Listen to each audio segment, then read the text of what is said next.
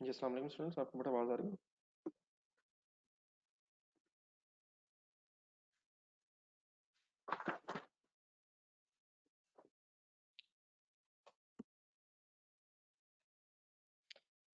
चलिए इस तरह करें, सबसे पहले पेज नंबर 141 निकालें। एक क्वेश्चन जरा और कर लें, जिस तरह के एंट्रीज के क्वेश्चन कल कर रहे थे। एग्जाम ऐसे कंप्लीट कर लिया, एक एग्जाम मैंने कहा था एक्स्ट्रा प्रैक्टिस क्वेश्चंस में से।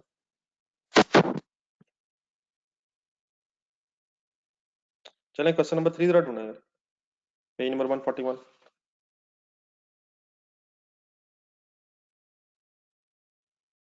आने जरा कुछ एंट्रीज के एंगल सॉल्व जरा बात कंप्लीट कर लें।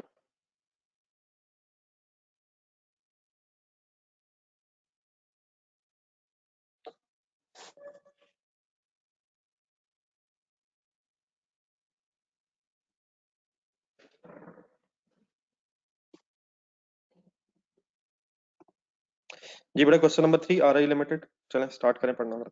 वंस अगेन जरा एंट्रीज ही करनी है, जो कल एंट्रीज की थी, जरा उनको जरा थोड़ा सा और फाइनल कर लें। सलमान साहब जाने दे गुस्सा यार, एक ही चीज बार बार यार। पेज नंबर 141 है, कैसे बताऊं?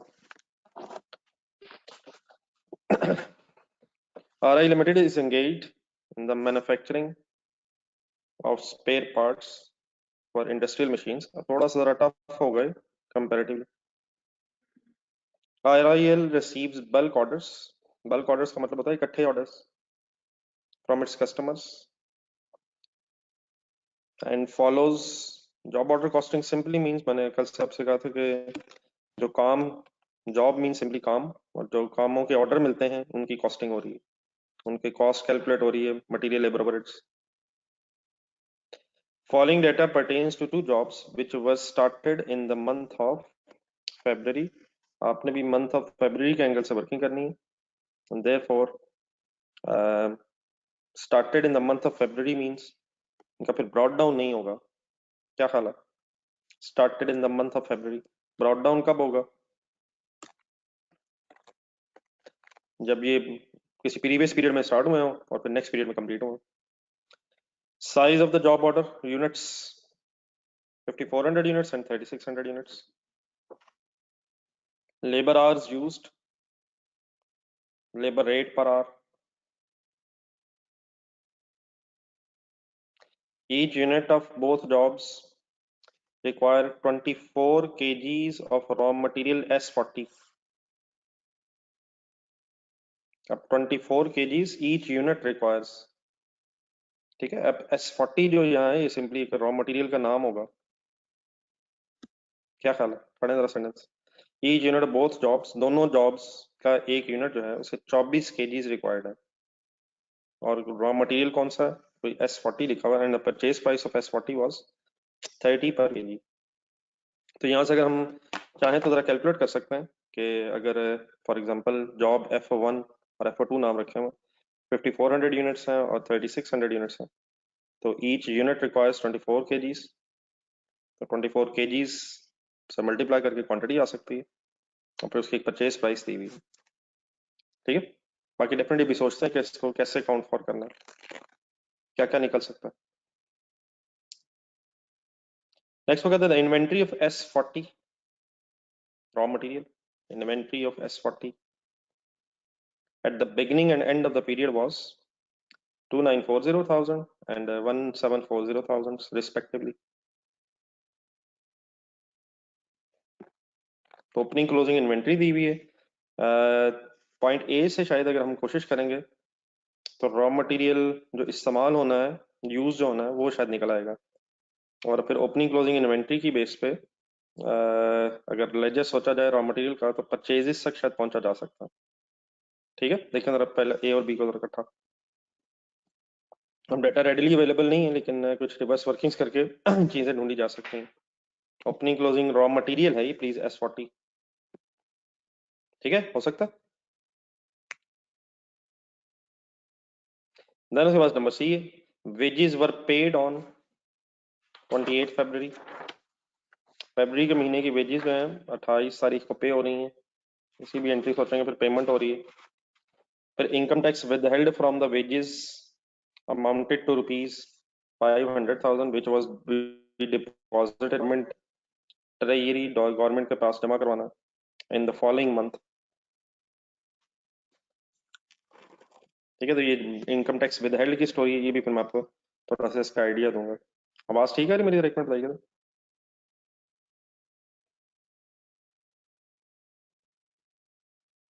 चलिए ठीक है, सॉरी वो भी मेरा ख्याल है फिर एक दो बच्चों का वैसे इशू था। ठीक है, सॉरी। बाकी डेफिनेटली भी मैं डिस्कस करता हूँ इसे कैसे अकाउंट फॉर होना चाहिए। देन नेक्स्ट वन वो कहता है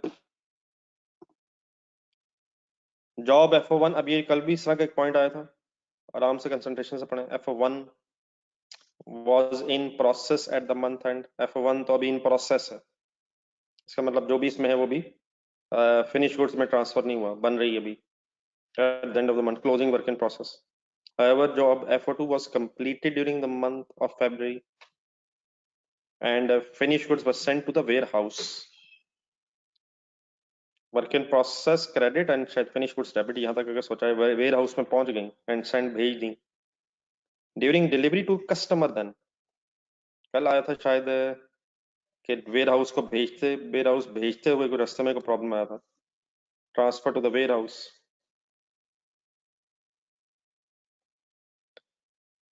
during the transfer to the warehouse भेजते हुए कुछ डैमेज हुई थी। आज थोड़ा सा तकरीबन मिलती जुलती गेम है, लेकिन थोड़ी सी डिफरेंस की वाली बात क्या है, during the delivery to customer, भेजते हुए कस्टमर को भेजते हुए 500 यूनिट्स फॉर बैगडी damage and their NRV is 50% of the cost. तो जो भी कॉस्ट का 50% रहेगा वो फिर उनकी फाइनल वैल्यू रह गई है। तो इसका क्या करना है फिर इंशाल्लाह फिगर्स लिखते हैं। देन वो कहता है total labour hours utilised during the month was 100,000। Factory overheads are applied at the rate of 120 per direct labor hour। अभी लेबर आवर्स दिए हुए मंथली और उसकी बेस पे फिर अप्लाइड आ जाएगा।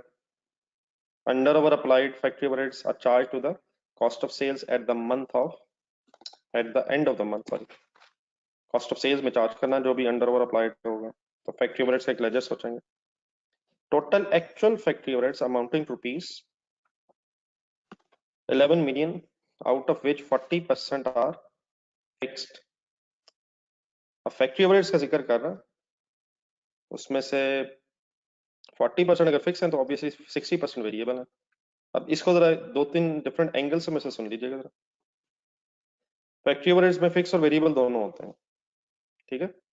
अब अगर आपने फॉर एग्जांपल मार्जिनल कॉस्टिंग से वर्किंग करनी हो तो फिर तो आपको ये सेग्रीगेशन चाहिए, 60% वेरिएबल है, 40% फिक्स है।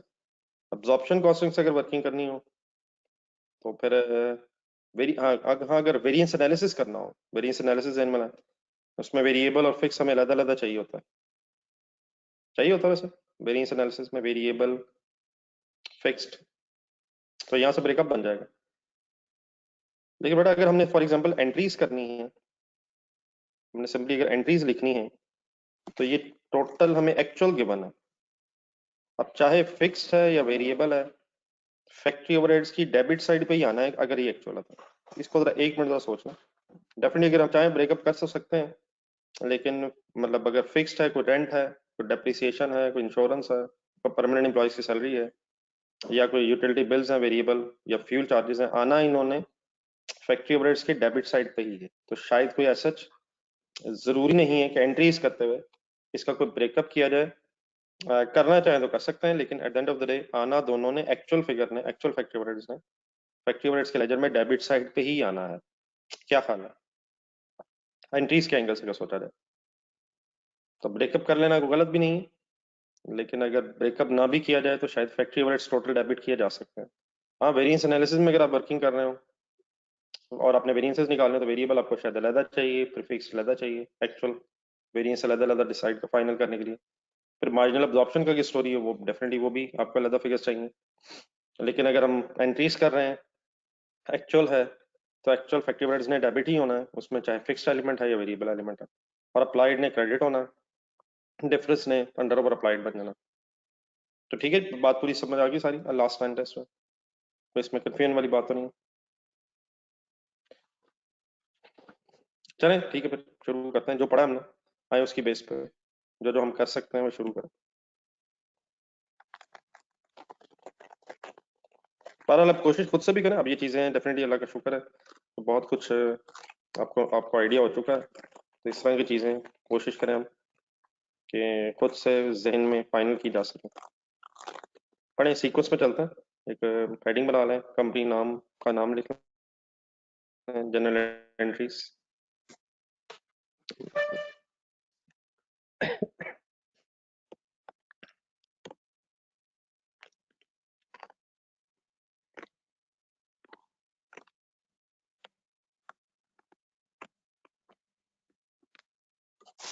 Are I limited,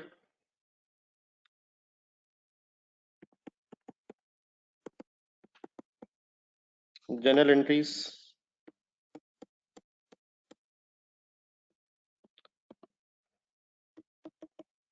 for the month of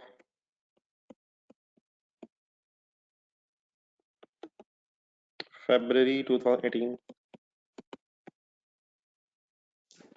point one से शुरू करें, हेल्प करें कोई, पहली एंट्री बनती है बस टेबल देखें। करवाना है सर जी, करवाना ही मत करें।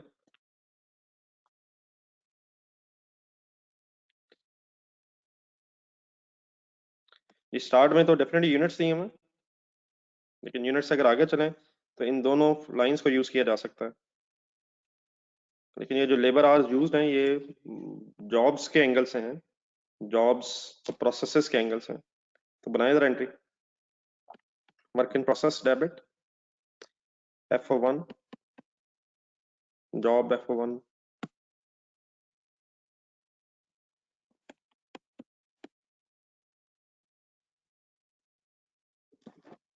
Work in process debit F2,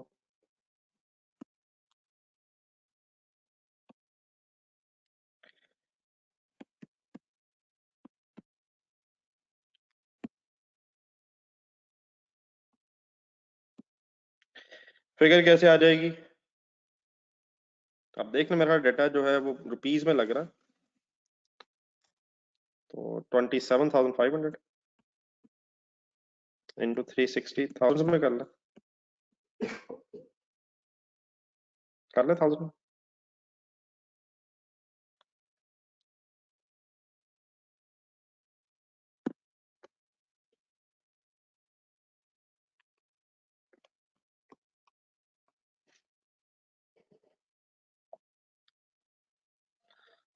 ये मुबीन कैलकुलेटर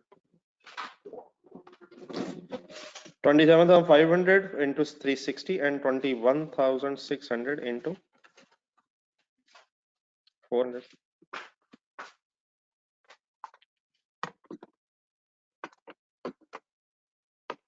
लेबर आवर्स यूज नहीं हुए और लेबर रेट दिया हुआ।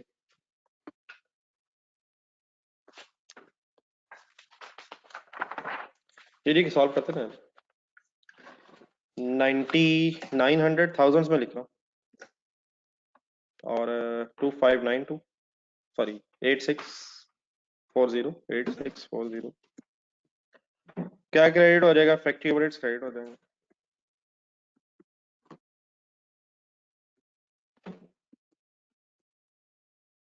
जी नजम साहब, अगर आप चाहें तो कर सकते हैं, लेकिन ये दोबारा लगे सच जरूरी नहीं है। जिस तरतीब से डाटा है अगर उस तरतीब से भी लिख लेंगे। ऑब्वियसली अगर फॉर एग्जांपल कोई एक फिगर आगे है जिसे हम यूज नहीं कर सकते, वो तो एक अलग इशू है। अगर आप उस सीक्वेंस में लिखना चाहते हैं तो वो भी हर्ज नहीं। सॉरी, फैक्ट्री पेरोल क्रेडिट, बिल्कुल ठीक है, sorry factory overheads, factory payroll. ठीक है जी, पहली एंट्री ओके। तो मैं जरा सीक्वेंस में इसलिए चलना चाह रहा हूँ, जरा शायद इजीली पॉसिबल है। आ जाए पॉइंट ए पे नीचे।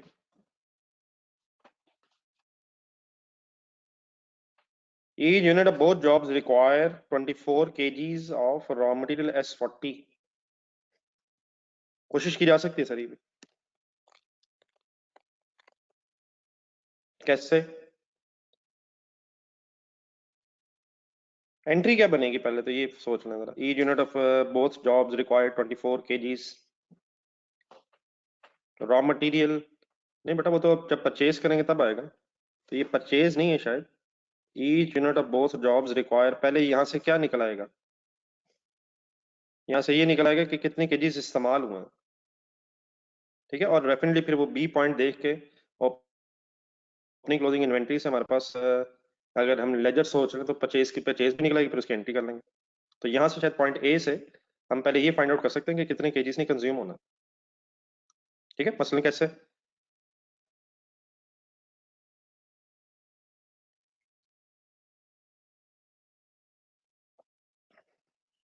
कितने यूनिट्स बनाए जा रहे हैं,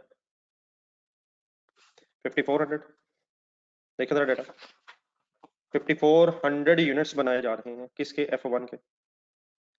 और एक यूनिट ने कितने केजीज लेने हैं, मल्टीप्लाइड बाय 24 केजीज लिखा हुआ है, every unit requires for both jobs, ठीक है। तो यहाँ तक केजीज आ जाएंगे, और फिर एक केजी ने कितनी रुपीस कॉस्ट करना है, वो 30 हमें बताया हुआ है,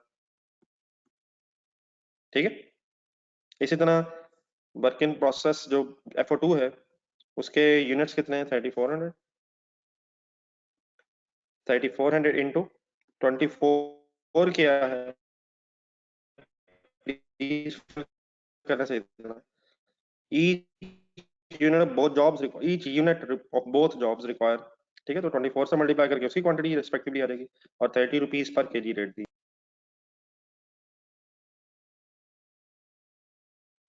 तो फॉलो कर ली बात। तो अब ये क्वांटिटी जो आएगी,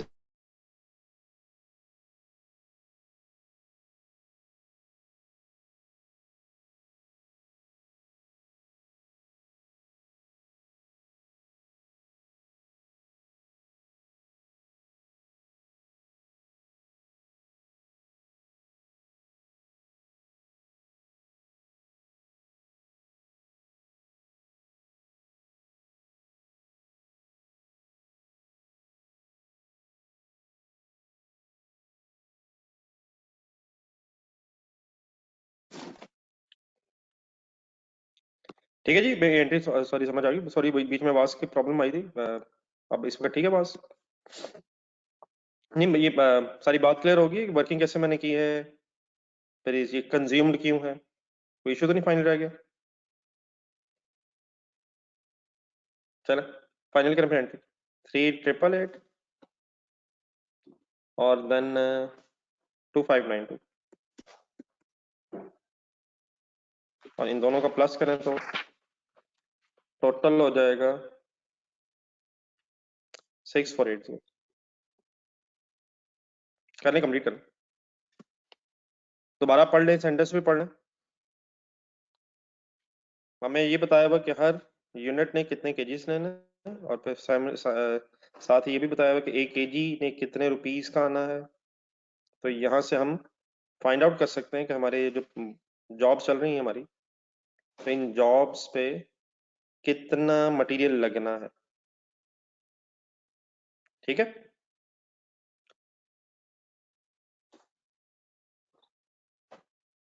ये सॉरी 3600 आएगा, सॉरी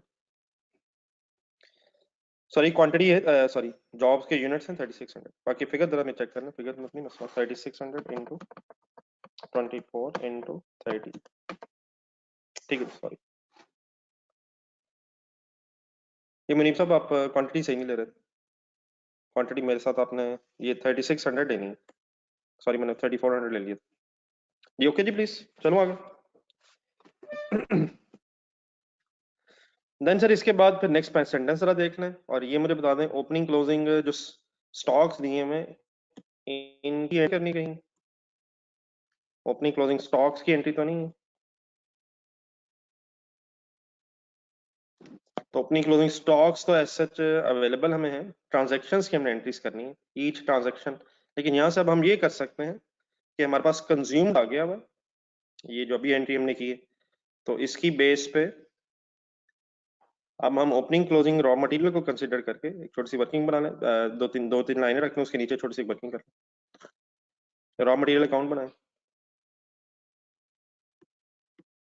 मटेरियल अकाउंट या रॉ मटेरियल अकाउंट, थाउजेंड्स में गेम चल रही है, स्पीड अप हो जाए। 2940 opening inventory, closing inventory 1740, opening inventory closing inventory अब जो आपने एंट्री अभी लिखी है उसको पोस्ट करें।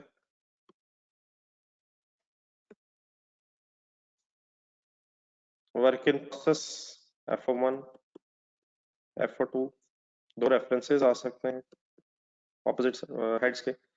टोटल 6480 ही है।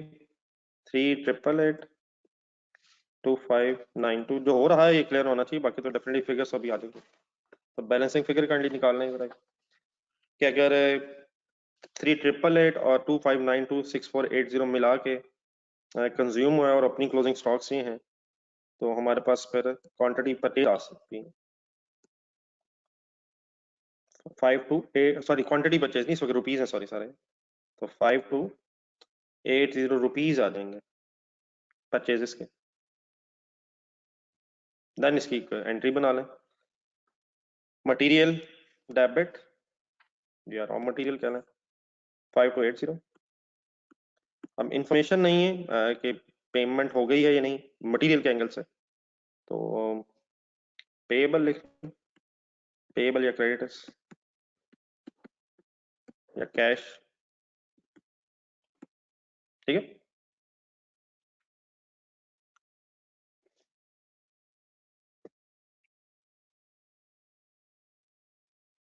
तो उसने हमें हमसे ट्रांजैक्शंस की एंट्रीज मांगी, journal entries to record the transactions for the month. तो जो जो फिगर्स हमारे लिए पॉसिबल हैं वो हम फिर इस सारे डाटा से कैलकुलेट करते रहेंगे। Done sir.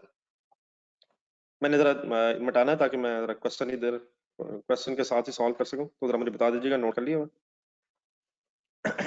कोई कन्फ्यूजन अगर है किसी की तो वो भी बता दो।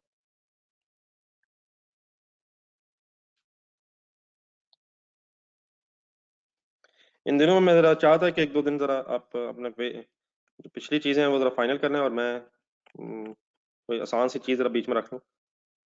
होपफुली ये तो इतना इशू नहीं बन रहा है। चलिए सर, अब आए जरा पॉइंट नंबर सी पे। और पॉइंट नंबर सी में परेशान हुए बगैर कुछ चीजें समझे जरा। वो कहता है वेजेस वर पेड ऑन 28 फरवरी 2018। अब वेजेस वर पेड बिजनेस के एंगल से एक्सपेंस है। अगली जो बात है वो मैं बीच में बताता हूँ। पहले यहां तक जो आपने लिखा है अपने पास उसको जरा देख के बताएं, वेजेस की अमाउंट है कितनी, ये पता है हमें? क्योंकि इस लाइन में तो नहीं बता रहा, लेकिन क्या हमें वेजेस की अमाउंट ऑलरेडी पता चल चुकी है कि है कितनी? जी बिल्कुल ठीक है, अभी हमने वर्किंग की हुई है अपनी लेबर की। तो बट अगर वेजेस पेड है, वेजेस पेमेंट है, तो नेक्स्ट लाइन मैं खुद बताऊंगा टैक्स वाली। आप मुझे कोई सोर्स की एंट्री बता सकते हैं इस वेजेस पेमेंट, और जिस महीने की हैं उसी महीने के एंड में पे भी हो रही हैं, तो शायद हम सिंपली कैश तो क्रेडिट कह सकते हैं, लेकिन इसमें डेबिट क्या करेंगे? वेजेस वर पेड।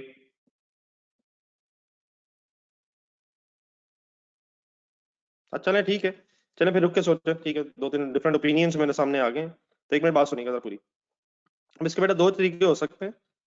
नंबर एक, फैक्ट्री पेरोल डेबिट, सुने पहले, अब रुक जाए। फैक्ट्री पेरोल डेबिट 18540, ठीक है। और आप पहले अक्रूड पेरोल एक लाइब्रेरी बना लें। टैक्स में बाद में इन्वॉल्व करता हूँ, उसको एक सेकंड छोड़ दीजिएगा, मैं अभी एक्सप्लेन करता हूँ उसे। तो एक तो तरीका ये हो सकता है कि पहले आप एक्सपेंस अक्रू कर लें, और फिर एक्सपेंस अक्रू करके अक्रूड पेरोल डेबिट, या जब फेल कह लें आप, पेरोल पेबल है बेसिकली अक्रूड पेरोल, तो देन फिर इसको दोबारा डेबिट करके कैश क्रेडिट करना है। हमने जो पहले एंट्री की हुई है ना वो डिस्ट्रीब्यूशन वाली एंट्री है, सही समझिएगा प्लीज मेरी बात। फैक्ट्री पेरोल क्रेडिट हुई हुई है, तो अभी हमने एक्सपेंस रिकॉर्ड नहीं किया, हमने वो एक्सपेंस डिस्ट्रीब्यूट किया हुआ। तो अगर हम इस तरह करना चाहें तो ये बिल्कुल एक्सेप्टेबल है कि पहले हम अक्रू कर लें और फिर पेमेंट की एंट्री करना है। लेकिन शायद क्योंकि पेमेंट इसी महीने में है जिस महीने का एक्सपेंस है, तो इस अक्रूड पेरोल को क्रेडिट करके दोबारा डेबिट करना शायद जरूरी नहीं है, क्योंकि इसी महीने में ये पैसे जा भी रहे हैं। ये बात समझ आती है प्लीज?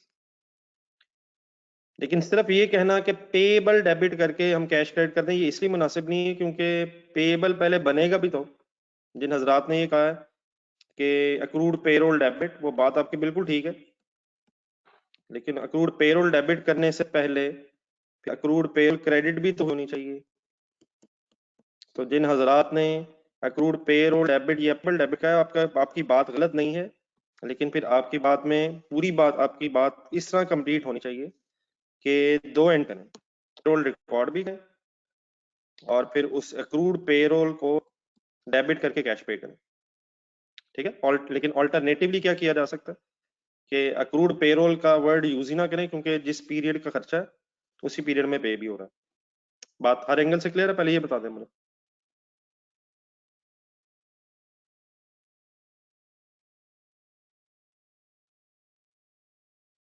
अब मेरा ख्याल ये है कि रादर देन के पहले हम एक्सपेंस अक्रू करें और फिर उसको पे करें, क्योंकि पेमेंट एक ही जिस महीने की सॉरी है उसी महीने में हो भी रही है, तो शायद इस तरह से एंट्री की जा सकती है। फाइनल ओपिनियन दे दें, कोई मेरी इस बात में अब इशू तो नहीं रह जाएगा? अगर रह जाएगा तो मैं दो लिखने में मुझे एतराज कोई नहीं है। लेकिन देन सर इसमें एक फाइनल चीज जरा बीच में ऐड कर लें बस। ठीक है, थैंक यू, मैं समझ गया। ठीक, अब इसमें एक फाइनल चीज जरा ऐड कर लें, दोबारा आप सेंटेंस सी पूरा पढ़ लें।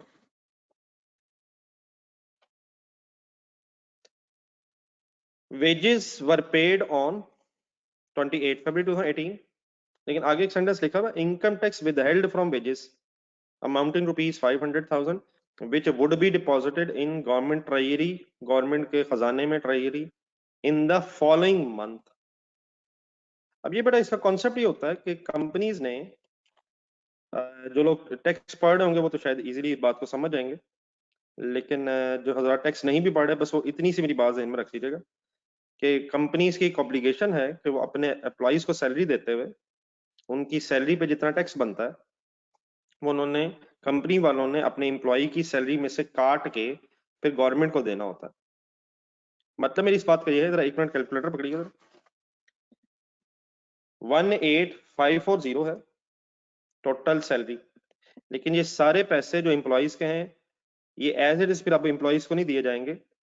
एम्प्लॉयज के इन पैसों में से 500 अगर अमाउंट हमें बताई हुई है, 500 जो है वो गवर्नमेंट को, 500,000 मीन थाउजेंड में बोल रहा हूँ, थाउजेंड में 500 फिर एम्प्लॉयज के बिहाफ पे फिर गवर्नमेंट को देना है। मीन्स उसे जरा -500 करें, पहले बात पूरी समझ लीजिएगा। ये फिगर बनेगी 18, तो 18040 तो एम्प्लॉयज को जाएगा, कैश क्रेडिट हो गया 28 को। लेकिन जो बाकी पैसे हैं 500, वो कंपनी की अब लाइबिलिटी इसलिए है क्योंकि वो देने नेक्स्ट मंथ में है। Would be deposited in the government tree in the following month, तो फरवरी के पैसे अकॉर्डिंग टू दिस लाइन अब मार्च में देने हैं। तो हम ये एंट्री कर रहे हैं 28 फरवरी को जब ये पेमेंट हुई है एक्सपेंस की, तो इसलिए वक्ती तौर पे इस 500 के साथ इनकम टैक्स पेएबल वर्ड आएगा। ये कंपनी की अब लाइबिलिटी है, कंपनी ने ये पैसे एम्प्लॉय के काट के गवर्नमेंट को पे करने हैं, लेकिन क्योंकि लिखा हुआ है कि नेक्स्ट मंथ में देने हैं, इसलिए वक्ती तौर पे ये इनकम टैक्स पेएबल के नाम से एक लाइबिलिटी बन जाएगी, जिसे आप ऑब्वियसली अक्रूड इनकम टैक्स भी कह सकते हैं, अक्रूड टैक्स भी कह सकते हैं, सिर्फ टैक्स पेएबल भी कह सकते हैं। लेकिन मैंने जरा वर्ड इसलिए लिखा है, शायद इनकम टैक्स स्पेसिफाइड है, तो इनकम टैक्स पेएबल की एक लाइबिलिटी है। ऑब्वियसली फिर नेक्स्ट मंथ फिर एक और एंट्री क्या होनी चाहिए, जो डेफिनेटली हमसे इसलिए रिक्वायर्ड नहीं क्योंकि हमने फरवरी की एंट्रीज करनी है। लेकिन अगर सोच लिया जाए जब ये 500 पे करेंगे तो फिर इनकम टैक्स पेएबल डेबिट और कैश क्रेडिट हो जाएगा। ठीक है, तो पूरी बात अब क्लियर हो गई है। मैंने जो 500 के अलावा है वो कैश क्रेडिट कर दी है क्योंकि वो पेड है, और बाकी जो पैसे हैं वो फिर एक लाइबिलिटी के तौर पे आ गए। अब कोई कंफ्यूजन अगर रह जाए तो वो एक्सप्लेन कर लेते हैं, बाकी काइंडली आप जरा नोट कर लें।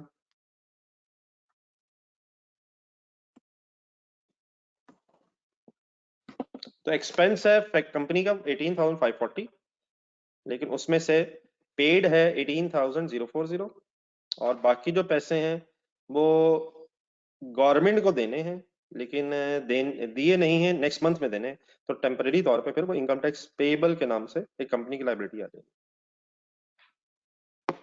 ये कंपनी का अपना टैक्स नहीं है, तो ये टैक्स एक्सपेंस कंपनी का अपना नहीं है, इसलिए इसने अलग रिकॉर्ड नहीं होना। कंपनी ने टोटल पैसे 18540 ही देने हैं, ये एम्प्लॉइज का टैक्स है, कंपनी का अपना टैक्स नहीं है ये, इसलिए ये अलग कहीं रिकॉर्ड नहीं होगा। एम्प्लॉइज का टैक्स है, एम्प्लॉइज की सैलरी में ही रहेगा, लेकिन एम्प्लॉइज को देना नेट है, तो इसकी कोई सेग्रीगेशन नहीं। कंपनी सिर्फ अपना अगर टैक्स देगी तो वो टैक्स कंपनी के एक्सपेंस के तौर पे आएगा। तो ये कंपनी का टैक्स नहीं है, ये कंपनी ने अपने एम्प्लॉइज का टैक्स एम्प्लॉइज की सैलरी से काट के गवर्नमेंट को देना है। तो अब अगर इस एंगल से जरा देखें, कंपनी ने टोटल 18540 ही देना है, लेकिन उसमें से 18040 एम्प्लॉइज को पकड़ा देना है और बाकी 500 जो है वो गवर्नमेंट को दे देना है। तो कंपनी का एक्सपेंस उतना ही है और वो अपना टैक्स नहीं है। अगर अपना टैक्स होता तो वो कंपनी के अपने प्रॉफिट्स के बेस पे होता है, तो वो अलग इनकम टैक्स एक्सपेंस के नाम से रिकॉर्ड होता है। लेकिन it is not an expense, not a tax expense of the company. Company is suppose to pay salary of 18,540, लेकिन उसमें इनकम टैक्स ऑर्डिनेंस में कंपनीज की ये एक ऑब्लिगेशन रखी हुई है कि कंपनी ने एम्प्लॉइज को पैसे देते हुए टैक्स डिडक्ट करके पैसे देने हैं, और जो टैक्स डिडक्ट करके देने हैं वो फिर कंपनी की लायबिलिटी है जब तक देना दे कंपनी। ठीक है जी, क्लियर? ये कंपनी एम्प्लॉइज के बिहाफ पे ये टैक्स दे रही है जी। कोई और कंफ्यूजन? बाकी यहाँ तक अगर सब लोग ने नोट कर लिया तो मुझे एक फाइनल रिस्पॉन्स दे दो।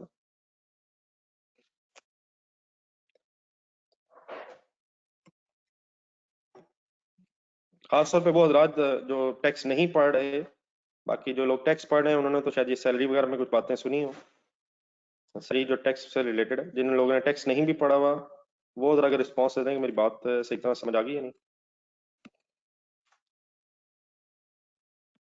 जिन लोगों ने टैक्स नहीं भी पढ़ा हुआ, चलें सर। नहीं सर, आज जरा लास्ट लाइन डी, इसमें भी एक दो इश्यूज रिजॉल्व करें जरा। Job F01 was in process at the month end. Job F01 was in process at the month end. बताएं जी सेंट।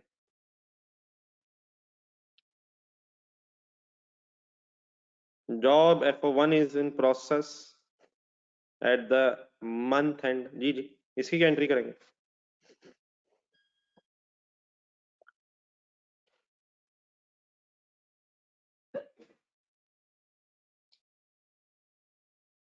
चलो सब जाने दो गुस्सा यार, इसकी कोई एंट्री नहीं करेंगे यार, वो इन प्रोसेस है यार। और जाने दें काश साहब, खुदा का खौफ करें यार।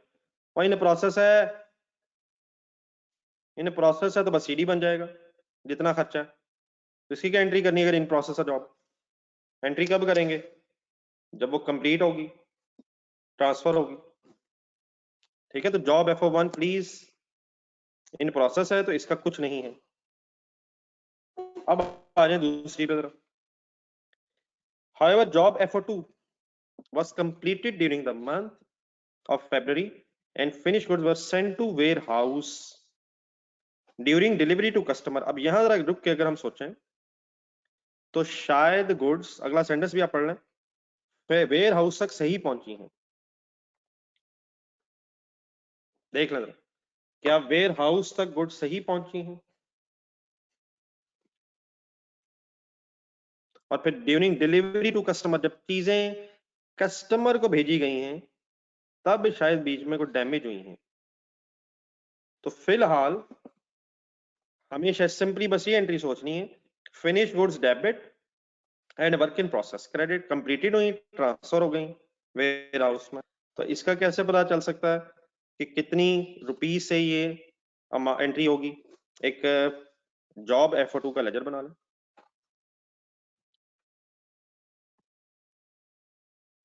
Work in process job F02 का लेजर बना लेंगे, करें मत।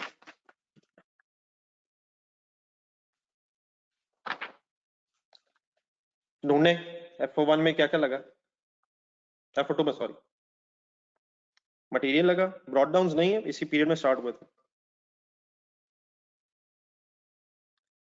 जी। मटेरियल, मटेरियल, मटेरियल क्या लगा सर? 2592। फैक्ट्री पेरोल,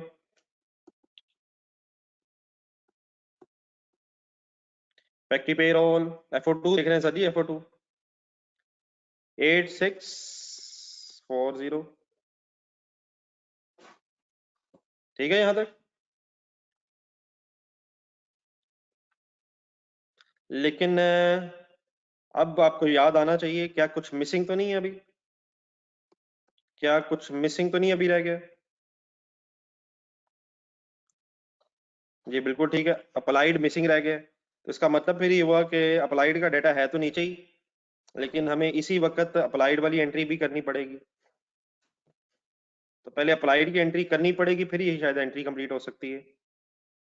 क्या ख्याल है? तो समटाइम्स हो सकता है जब आप एंट्री कर रहे हो तो फिर एंट्री करते करते आपको महसूस हो कि कुछ मिसिंग है, तो ये याद फिर राइट टाइम पे आना चाहिए। तो अब इस एंट्री को छोड़ें, मेरा ख्याल है पहले अब अप्लाइड की एंट्री आ जाए। अप्लाइड का डाटा दिया हुआ नीचे 120 पर डायरेक्ट लेबर आवर, लेकिन अब सिर्फ जॉब F2 की बजाय जॉब F1 पे भी लेबर आवर्स लगे हुए हैं। तो ठीक है, अभी वो काम कंप्लीट तो नहीं हुआ, लेकिन क्या अप्लाइड उस पे भी आएगा? यस नो में जरा बता दें। जितना काम हो चुका है, तो आए जरा पहले वही एंट्री कर लें। Work in process, work in process FO1 debit, sorry FO1, work in process FO2 debit and factory overheads credit. कैसे? 27,500 आवर्स उन्होंने लेबर आवर्स की बेस पे रेट दिया हुआ है। 27,500 hours multiplied by 120 and 21,600 hours multiplied by 120, answers respectively आएंगे 3300 and 2592 और इनका सम हो जाएगा 5892। ठीक है, बात समझ आती है? क्या करना शुरू हो गया अचानक? क्या बनाते बनाते क्या बनाना शुरू कर दिए? हम तलाश में थे कैफे 2 बनाने में कितना खर्चा है, लेकिन जब वो लेजर बनाया तो पता ये चला कि अभी तो फैक्ट्री ओवरहेड्स रहते हैं, तो फिर फैक्ट्री ओवरहेड्स की इंफॉर्मेशन अवेलेबल है, हमने एंट्री कर ली। सब ओके है सर जी? सब ओके है? आई होप कि अब ये बातें बार बार रिपीट होकर आपके जहन में सेट होगी नहीं है। तो आ जाए अब जरा जॉब F2 फिर फाइनल कर लें यार। 2592 बाई चांस दोबारा फिगर आ रही है अप्लाइड वाली। 2592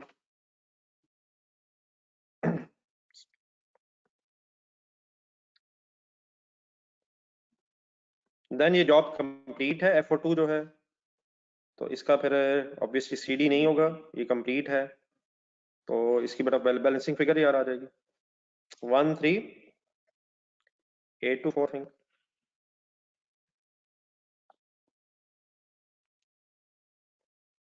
13824, और फाइनली इसका एक रेफरेंस बन जाएगा finish goods F2 debit, work in process F2 credit. ठीक है, कंप्लीट है, सब कुछ क्लियर है। एंट्री लिख लें, एंट्री भी लिखें। फिनिश गुड्स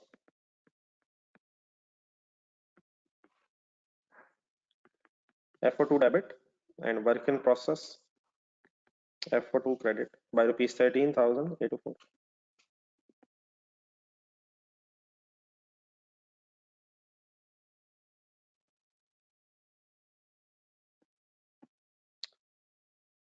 एनी कंफ्यूजन है? काइंडली यहाँ तक नोट कर लेंगे तो मुझे बताना जरा।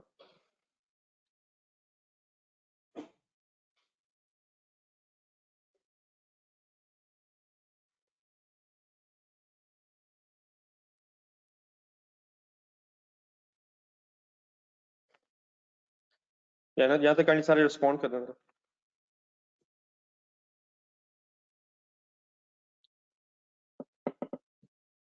देन सर ऊपर वापस आ जाए, डेफिनेटली नीचे अब एक्चुअल भी दिया हुआ है, एक्चुअल इफेक्टिव रेट्स में आना है, फिर अंडर ओवर अप्लाइड का भी डिसीजन होना है, लेकिन इस वक्त वो सारा कुछ करने की जरूरत नहीं है। मीन्स से पहले आप ये वाला पैराग्राफ कंप्लीट करना है। नीचे फिर डेफिनेटली एक्चुअल भी है, एक 100,000 आवर्स भी हैं, अंडर ओवर अप्लाइड भी है, तो वो सारी बातें फिर अभी बाद में हो जाएंगी।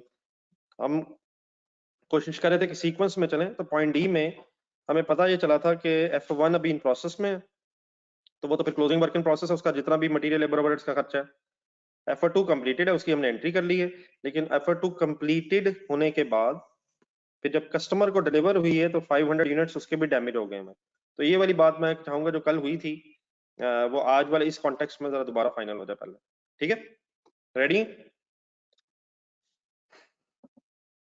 चलें, पहले मेरा मेरा मेरा ख्याल है कि पहले सुने आप।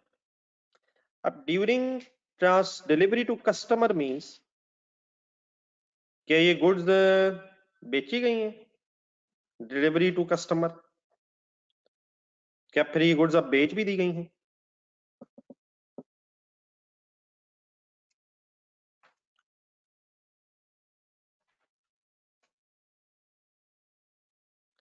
अब आप ये ठीक है, बिल्कुल सही कह रहे हैं आप।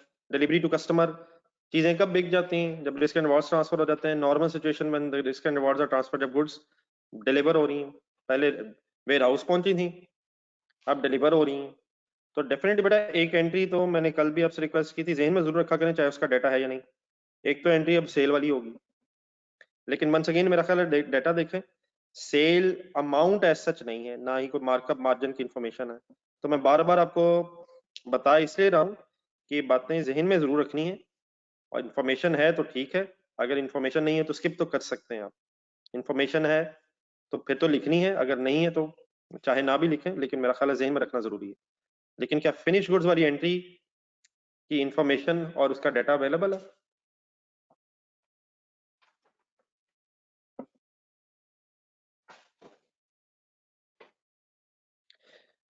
अब आ जाए, बात पूरी सुन ले पहले। देखिए बेटा, अब ये गुड्स अगर डिलीवर हुई हैं तो फिनिश गुड्स हुई क्रेडिट।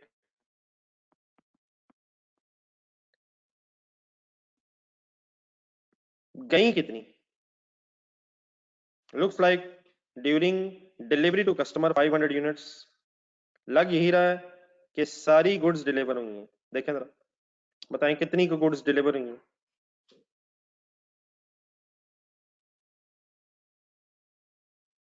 मतलब लग यही रहा है कि गुड्स पहुंची हैं वेयर हाउस और फिर उसके बाद डिलीवर हो गई, तो सारी लग रही हैं। तो 3600 ही डिलीवर हुई हैं, लेकिन फिर रास्ते में कुछ हुआ है। तो बात आराम आराम से सुनते रहिएगा। टोटल कॉस्ट है 13824। रिलैक्स रहिएगा जरा। अगर 500 यूनिट्स डैमेज ना हो तो फिर तो इसके against cost of sale debit हो जाएगी 13824। एक सेकंड, इग्नोरिंग डैमेज यूनिट्स, यहां तक ठीक है? इग्नोरिंग डैमेज यूनिट्स, अगर ये डैमेज यूनिट्स ना होते। रिस्पॉन्ड कर दिया करें यार, ताकि जरा बात पता चले कि आप साथ हैं। तो आइडिया तो हो जाए ना, ये ना हो कि मैं आगे चला जाऊँ आपको ये बात नहीं समझाई। लेकिन अब लग रहा है, कैलकुलेटर उठाएं, अब लग ये रहा है कि कॉस्ट ऑफ सेल में सिर्फ 3600 टोटल यूनिट्स हैं, 500 डैमेज है और 500 की अब एनआरवी है। इट मींस एनआरवी है तो हम इसे फ्यूचर में अब बेचना चाह रहे हैं, ये फिर सेल नहीं हुई। क्या ख्याल है? अगर ये एनआरवी है, हम एक्सपेक्ट कर रहे हैं कि 50% ऑफ कॉस्ट सेल हो जाएगी, तो मींस टू से 13824 डिवाइडेड बाय 3600 और मल्टीप्लाइड बाय 3600 माइनस 500, 3100 यूनिट्स तो कॉस्ट ऑफ सेल में आएंगे। कंसंट्रेशन रखिएगा, आराम आराम से वर्किंग करते रहिएगा। 13824 डिवाइड बाय 34600 और मल्टीप्लाइड बाय 3100, ये जो अमाउंट है 11904 सॉरी, ये तो मैंने कॉस्ट ऑफ सेल के सामने लिख दी है। बाकी जो बचा 500 यूनिट्स का खर्चा, अगर डिफरेंस ले लें तो वो भी ठीक है, और अगर सॉल्व करें तो 1920 बनता है।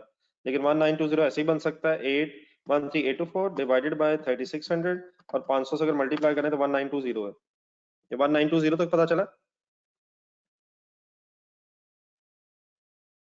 अब 1920 जो है ये फिर लॉस यूनिट्स की कॉस्ट है,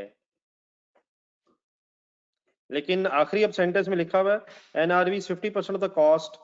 तो लग रहा है कि सारा नुकसान नहीं हुआ, अभी भी ये जो डैमेज गुड्स हैं, हाँ जी बिल्कुल ठीक है, इनकी वैल्यू रह गई है, एनआरवी रह गई है।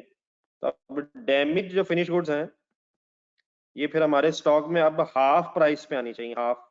तो 1920 डिवाइड इंटू 50% कह लें, तो इट मीन्स 50% बस लॉस हुआ है। 960 अभी भी स्टॉक हमारे पास ही है। और फाइनली इस एंट्री में एक बैलेंसिंग फिगर है, मैं जरा सबसे ऊपर इसलिए लिख पा रहा हूँ क्योंकि वो जगह नीचे नहीं रही, आप इसे दरमियान में भी कहीं नोट कर सकते हैं, लेकिन बहरहाल डेबिट साइड पे आना इसमें। तो ये जो लॉस फाइनली है, अब 50% of cost is NRV, therefore 50% बस लॉस हुआ है। ठीक है, एक नजर पहले देख लें, एंट्री लिखिए आराम से, बाद में पहले तसल्ली से डाटा पढ़ लें, लाइंस पढ़ लें, गौर से फिगर्स देख लें, किसी जगह अगर कंफ्यूजन है तो पहले डिस्कस कर लेते हैं, और अगर क्लियर है फिर बाद में नोट कर लीजिएगा। तो नोट करने में तो कोई इंशाल्लाह इतना इशू नहीं आना।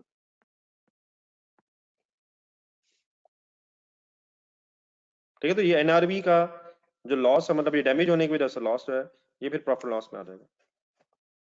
ठीक है जी, ऑनलाइन स्टूडेंट से रिक्वेस्ट है, अगर बता दें पहले कि बात समझ आ गई।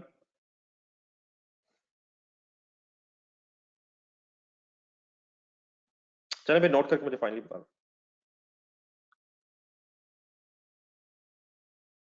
तो मैं ये सेल वाली एंट्री बेटा दोबारा इसलिए कर रहा हूँ, बार बार इसलिए करता हूँ क्योंकि जब चीजें बिकेंगी तो ऑब्वियसली एक सेल प्राइस भी इन्वॉल्व है। हाँ, इंफॉर्मेशन नहीं है तो ठीक है, चाहे ये एंट्री ना लिखी जाए, लेकिन अगर इंफॉर्मेशन आ जाए तो फिर ये दोनों एंट्रीज होनी चाहिए, तो जहन में जरूर रखें और एक मतलब नोट कर दें ताकि कभी आ जाए तो ये कम से कम आसान सी एंट्री स्किप ना हो जाए। बाकी आ जाए जरा आगे, ये जरा फिनिशिंग टचेस दे देते हैं, नीचे जरा लास्ट पैराग्राफ रह गया, अगर नोट कर लें तो सॉरी एक दफा दोबारा जरा बता दें।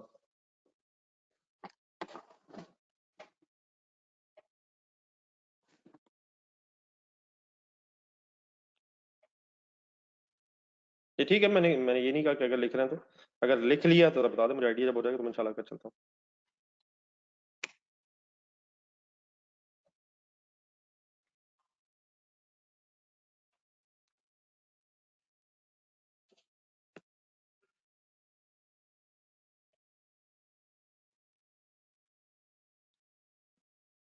जी अगर कोई साहब लिख रहे हैं अभी तक और तो वो काइंडली अगर बता दें।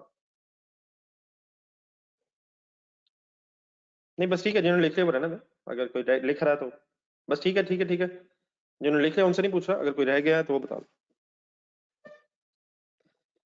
चले सर, ये लास्ट पैराग्राफ में आया जरा। देन बेटा वो कहता है total labour hours utilised during the month were 1 lakh and factory overheads are applied at the rate of 120 per direct labor hour। थोड़ी सी स्टोरी इसमें और छुपी हुई है, गौर से जरा देखिएगा जरा, अपनी जरा अप्लाइड वाली वर्किंग देखें। अभी फैक्ट्री ओवरहेड्स अप्लाइड आपने वर्किंग की थी, फैक्ट्री ओवरहेड्स अप्लाइड वाली अभी आपने वर्किंग की थी। हमने बेटा जॉब FO1 और जॉब FO2 के आवर्स लिए और उनसे फिर 120 मल्टीप्लाई कर दिया, अप्लाइड आ गया।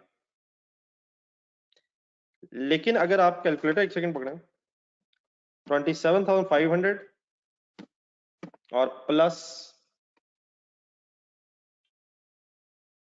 21,600 करें तो ये तो टोटल आवर्स बनते हैं 49,100। प्लस कर लिया सब में। यहां वो कहता है टोटल आवर्स यूटिलाइज्ड वर 1 lakh, तो इससे लग ये रहा है, कंसंट्रेशन से मेरे वर्ड सुनिएगा जरा, इससे लग ये रहा है कि शायद कुछ और भी जॉब्स हैं जिनका डाटा हमें नहीं दिया गया और टाइम उन पे भी लगा है। लाख अगर घंटे लगे हैं तो हमारे पास जो जॉब्स हैं उन पे सिर्फ 49,001 आवर्स बनते हैं, 100 आवर्स बनते हैं, 49,100 आवर्स बनते हैं। ऐसे ही है।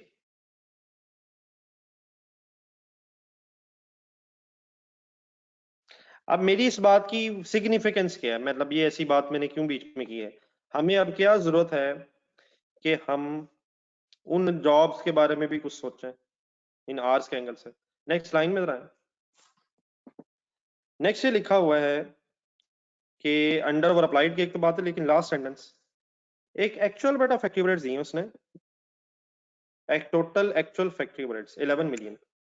अब अगर हम इस 11 मिलियन के टोटल एक्सपेंस को, एक्चुअल खर्चे को सिर्फ अप्लाइड ऑफ 49,100 आवर्स से कंपेयर कर दें और अंडर ओवर अप्लाइड निकालना है, तो मेरा ख्याल है बात सेंसिबल इसलिए नहीं बनेगी क्योंकि 11 मिलियन हम एक्चुअल खर्चा ले रहे हैं और अप्लाइड सिर्फ 49,100 आवर्स का ले रहे हैं, हालांकि टोटल एक्चुअल आवर्स यूटिलाइज्ड हुए हैं 100,000। तो मीन्स से कुछ और टाइम भी कहीं यूटिलाइज हुआ है, और अगर हम उसे अप्लाइड में कंसिडर किए बगैर कंपैरिजन करें तो हमारा सही अंडर ओवर अप्लाइड कैलकुलेट नहीं हो पाएगा।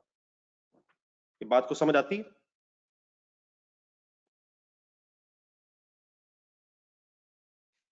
यहां तक काइंडली अगर यस नो में मुझे कुछ बता दिया जाए। कहना मैं ये चाह रहा हूं, कहना मैं कुछ ये चाह रहा हूं कि 100,000 आवर्स है,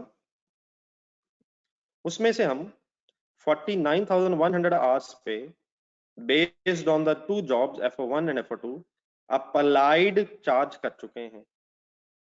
तो डेफिनेटली हमने इन जॉब्स पे फर्दर अप्लाइड नहीं करना, हमने इन जॉब्स पे फर्दर हरगिज अप्लाइड नहीं करना, लेकिन जो भी बाकी जॉब्स हैं, जो भी और जॉब्स हैं जिन पे ये टाइम 50,900 आवर्स इस्तेमाल हुआ होगा, बिकॉज यहाँ लिखा हुआ है कि यूटिलाइज हुआ है, ठीक है, तो उनका अप्लाइड डेफिनेटली इस इन जॉब्स में नहीं आना। मैं ये नहीं कह रहा इन जॉब्स पे अप्लाइड करना है, लेकिन उसकी एक बेसिक सी एंट्री बन सकती है वर्क इन प्रोसेस जो भी होंगे वो उनके फैक्ट्री रेट्स क्रेडिट।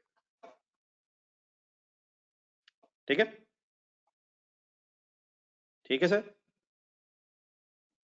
जी शिराज साहब, जो आप करना चाह रहे हैं इससे तो आप ये कहना चाह रहे हैं कि ये जो फिक्स्ड और वेरिएबल है वो सारे आवर्स के साथ वेरी कर रहे हैं, लेकिन जो फिक्स होते हैं वो फिर वेरी नहीं करते।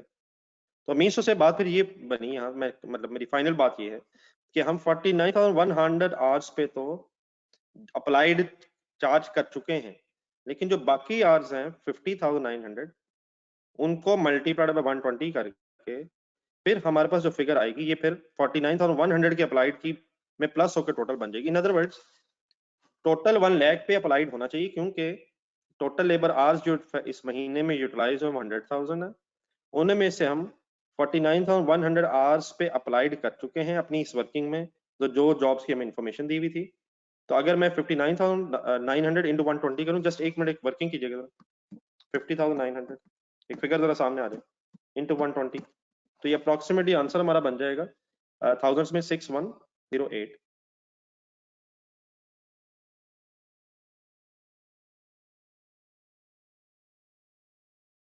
ठीक है, तो अब ये हम ऑलरेडी कितना अप्लाइड कर चुके हैं, जरा एक सेकंड फिगर ढूंढे, अप्लाइड की फिगर ढूंढे, ऑलरेडी कितना कर चुके हैं, फिगर बताएं जरा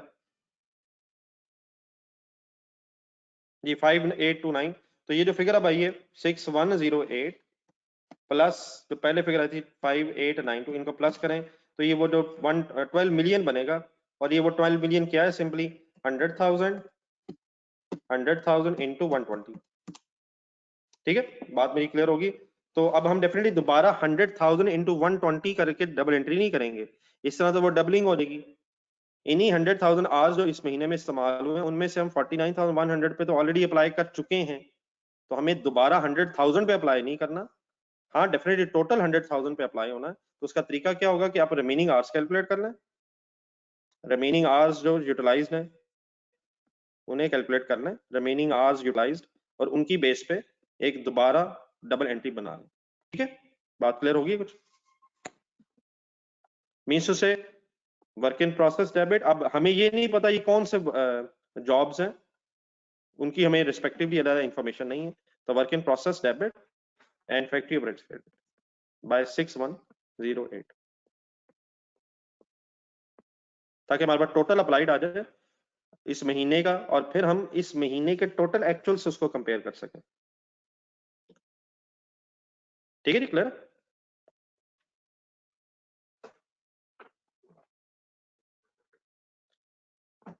चले फाइनल एडजस्टमेंट करने पर, एक फाइनल एडजस्टमेंट।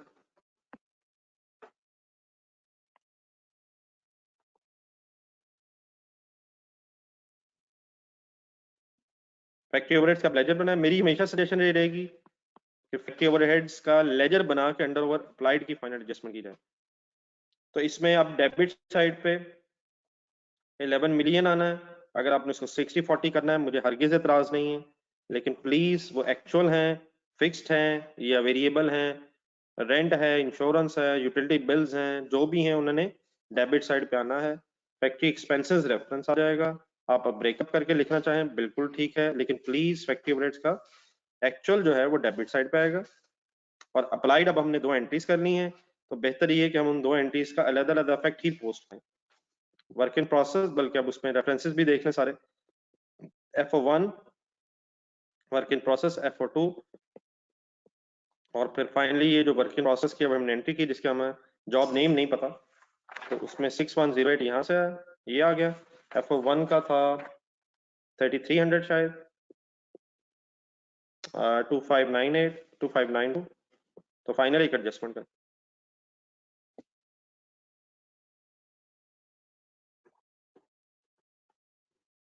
जी नजब साहब, वो आपकी बात ठीक है, लेकिन वो पूरे महीने का नहीं बनेगा, फिर पूरे महीने की एंट्री नहीं बनेगी, वो सिर्फ इन जॉब्स के एंगल से बनेगी। तो जो बाकी है वो भी इसी महीने का खर्चा है, तो उसी महीने उसको, हाँ ये जरूर हो सकता है कि आप 2 फैक्ट्री ओवरहेड लेजर बना लें, एक इन जॉब्स के एंगल से और एक फिर अलग से, तो उनका तो नेट इफेक्ट सेम है। और अलग क्यों बनाना है क्योंकि आपसे पूरे मंथ की जो एंट्रीज हैं वो रिक्वायर्ड है, सिर्फ इन जॉब से रिलेटेड नहीं है। तो इस डाटा में जो जो हमें नजर आ रहा है इस मंथ से रिलेटेड, वो सारा काउंट फॉर हो जाएगा। ठीक है जी सर। फाइनली अगर इसे बैलेंस किया जाए तो मेरा ख्याल है कि अंडर अप्लाइड है, ओवर अप्लाइड,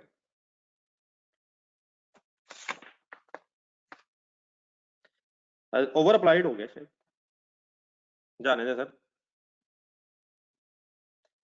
क्रेडिट साइड ज्यादा होगी है सर, क्रेडिट साइड ज्यादा है, 1000 ओवर अप्लाइड बनता है। ओ या U, over under, O U final करें जरा।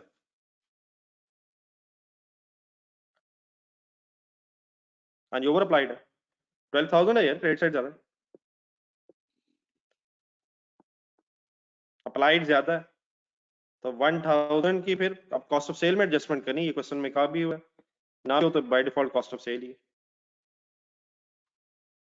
तो factory overheads debit and cost of sales credit, एक फाइनल डबल एंट्री लिख के बात कंप्लीट करें।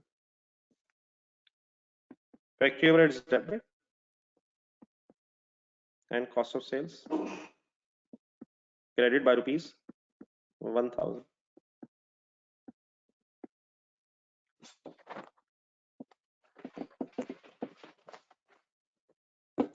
देखना है कोई कंफ्यूजन अब फाइनली रहनी नहीं चाहिए, इस तरह के छोटे छोटे काम भी सही से मिट जाने चाहिए।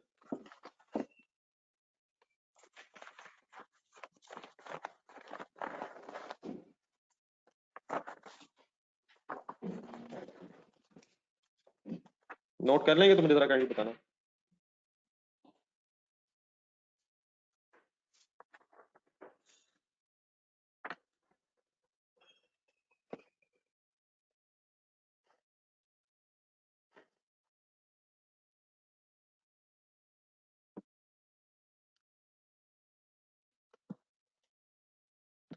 देन बेटा जरा अपने वॉल्यूम 1 की तरफ जरा जाना, वॉल्यूम 1 जरा आपको लिख तो नहीं रहा प्लीज, टाइम अभी हमारे पास अलहमदुलिल्लाह 30 मिनट्स अराउंड है, तो वॉल्यूम 1 की तरफ जरा जाना है। एक तो बेटा आज मैंने कल फ्रेपल लिमिटेड के नाम से समथिंग क्वेश्चन नंबर 3 आपसे कहा था, तो अगर उसके लिए टाइम कल नहीं भी मिला तो एक तो वो आपने कंप्लीट करना है। ठीक है, अब कल का संडे का दिन ज़ाया नहीं होना चाहिए। एक दो चीज़ें मैं अभी और बताता हूँ, एक चीज़ और बताऊंगा, वो काइंडली कुछ एक रिवीजन भी हो जाएगी, मार्जिनल अब्जॉर्प्शन वगैरह इस तरह की चीज़ें फाइनल करनी है आपने, अगर टाइम कल नहीं मिल सका तो आज ज़रूर। ठीक है, तो इस वक्त आप इस तरह करें, ज़रा पेज नंबर ढूंढे, पेज नंबर 191।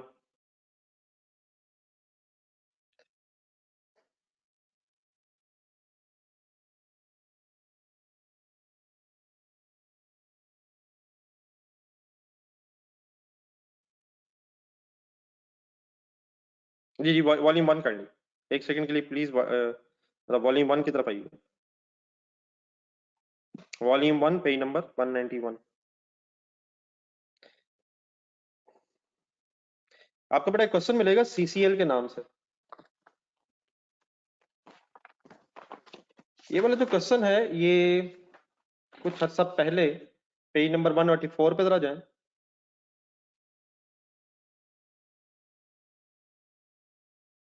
पेज नंबर 184, ये जॉइंट बाय प्रोडक्ट से रिलेटेड क्वेश्चन था, जो आई होप कि अगर आप देखेंगे तो आपको कुछ याद आ जाएगा। जॉइंट बाय प्रोडक्ट से रिलेटेड क्वेश्चन था ये, पेज नंबर 184 पे, एक सेकंड है।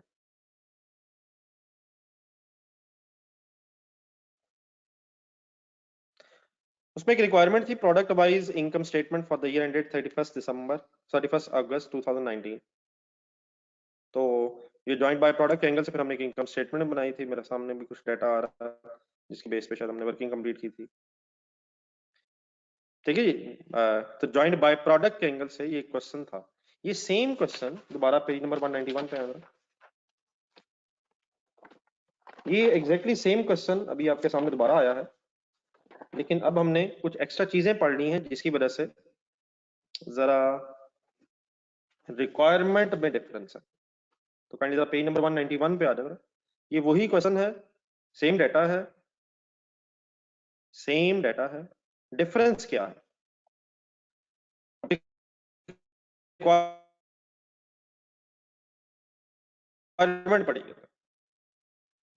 Prepare budget wise, sorry product wise budgeted income statement for the year ended 31 August 19 under absorption costing. आप यहां रुक के ये सोचें कि जो पेज नंबर 184 पे हमने क्वेश्चन किया होगा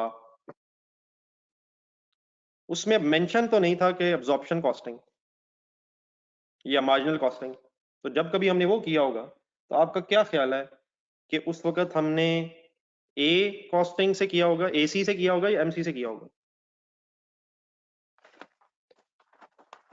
हमने मार्जिनल से किया होगा या एब्जॉर्प्शन से किया होगा? हमने उस वक्त एब्जॉर्प्शन से इसलिए किया होगा क्योंकि नंबर वन मार्जिनल का तो हमें पता ही नहीं था, हमें तो पता ही नहीं था कि ये भी कोई स्टोरी होती है। ठीक है, तो इसका मतलब फिर ये हुआ कि जो रिक्वायरमेंट वन है, रिक्वायरमेंट वन ये तो बिल्कुल वही है जो हमने पहले भी सॉल्व किया हुआ। रिक्वायरमेंट वन तो एग्जैक्टली वही है जो हमने पहले ही सॉल्व की हुई है। ये सेम क्वेश्चन है, रिक्वायरमेंट वन लिखा हुआ है अगर अंडर अब्जॉर्प्शन कॉस्टिंग तब, और ना लिखा हो तब भी ऐसे ही है। मार्जिनल कॉस्टिंग से भी क्या ये काम हो सकता है? Prepare budgeted income statement for the year ended 31 August 2019 under marginal costing. तो नई चीज इसमें फिर क्या है कि इसको अगर इसी डाटा को देखा जाए मार्जिनल कॉस्टिंग के एंगल से तो फिर क्या फर्क पड़ता है? ठीक है, तो हम इस वक्त टाइम हमारे पास है, थोड़ी सी डिस्कशन कर लेते हैं। कुछ ना कुछ बातें जो मैंने करनी है होपफुली वो आपके जहन में रिवाइज हो जाएंगी। जहां जहां ना याद आए तो फिर डिस्कस कर लेते हैं साथ साथ, अभी टाइम है। इस वक्त मेरा ख्याल इसी को थोड़ा टाइम दे दिया जाए। तो हम जरा इसकी सेकंड रिक्वायरमेंट के एंगल से ये डाटा जरा पढ़ते हैं। तो जो चीजें डेफिनेटली रिपीट होंगी वो थोड़ी सी जरा आपसे रिक्वेस्ट है कि आप जरूर कोशिश कीजिएगा। जो नई चीजें बीच में आएंगी मार्जिनल कॉस्टिंग के एंगल से वो मैं जरूर आपके सामने एक दफा रखना चाहता हूँ कि अगर for example joint by product marginal costing से हो जाए, जिस तरह अगर हम ये इलेक्ट्रॉनिक अप्लायंसेज और फ्रैपल अगर आप करेंगे इंशाल्लाह, तो उसमें भी अब प्रोसेस कॉस्टिंग इन्वॉल्व हुई लेकिन मार्जिनल अब्जॉर्प्शन से आ गई, मार्जिनल से अब्जॉर्प्शन से। तो इसी तरह अगर जॉइंट बाय प्रोडक्ट में मार्जिनल अब्जॉर्प्शन की गेम आ जाए तो अब्जॉर्प्शन का आइडिया तो हमें है, हम जो पहले कर रहे थे वो अब्जॉर्प्शन ही था, तो अगर मार्जिनल हो जाए तो उससे क्या फर्क पड़ेगा? आए जरा इसके एंगल से जरा सोच लेते हैं। बेसिक डिफरेंस क्या है ये जरा फाइनल करें अपने जहन में। फिक्स प्रोडक्शन कॉस्ट जो है, अब वो प्रोडक्ट कॉस्ट नहीं है, वो पीरियड कॉस्ट है। ठीक है, द ओनली डिफरेंस इज कि फिक्स प्रोडक्शन कॉस्ट अगर हमें कहीं नजर आई तो अब वो प्रोडक्ट कॉस्ट का हिस्सा नहीं होगी, वो वो पीरियड कॉस्ट बन जाएगी। और जब आप इनकम स्टेटमेंट बनाएंगे, बजटेड स्टेटमेंट बनाएंगे, तो सेल में से लेस वेरिएबल कॉस्ट और सेल के एंगल से वर्किंग करेंगे और फिर कंट्रीब्यूशंस निकाल के अपने प्रॉफिट तक पहुंचाएंगे। ठीक है ये बात? आए बिस्मिल्लाह पढ़े जरा, क्वेश्चन एक नजर पढ़ ही लेते हैं, काफी पुरानी बात होगी भी। हरी क्वेश्चन पढ़ लो, टिकट एज रिवीजन कोशिश करेंगे कि जो बातें पहले हुई हुई हैं वो भी जरा सही रिवाइज हो जाए। Cricket Chemicals is a manufacturing concern and has two production processes. Process one produces two joint products, X1, X2.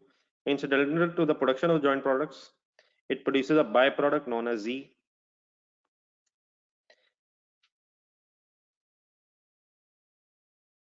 X1 is further processed in process 2 and converted into X1 plus.